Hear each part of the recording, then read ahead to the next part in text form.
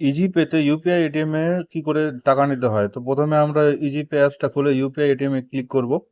Click করার পরে দেখুন চলে আসবে উপরে কাস্টমার নেম, নিচে অ্যামাউন্ট দিতে হবে। তো উপরে আমরা কাস্টমার নেমটা দিয়ে দিলাম। দিয়ে দেওয়ার পর এখানে অ্যামাউন্ট সিলেক্ট করব। তো অ্যামাউন্ট 1000 টাকা দিব। তো সেই জন্য অ্যামাউন্ট সিলেক্ট করছি 1000। 1000-এর পরে প্রসিড করব, মিলিয়ে নেবো একবার। প্রসিড করার পরে দেখুন এবার একটা ইউপিআই কিউআর জেনারেট হয়ে যাবে। তো জেনারেট হতে একটু সময় লাগছে, একটু অপেক্ষা করবেন। তারপর দেখুন যে জেনারেট হয়ে গেছে। তারপর আপনি নিজে ইউপিআই অ্যাপস দিয়ে টাকাটাকে পেমেন্ট করতে পারেন, বা আপনি যে কাস্টমার পেমেন্ট করবে তাকে স্ক্যান করতে বলবেন। স্ক্যান করে দিলেই টাকাটা পেমেন্ট হয়ে যাবে। তো ওনাকে স্ক্যান করে ইউপিআই পিন দিয়ে স্ক্যান করাবেন। দেখুন পেমেন্ট সাকসেসফুল হয়ে গেছে।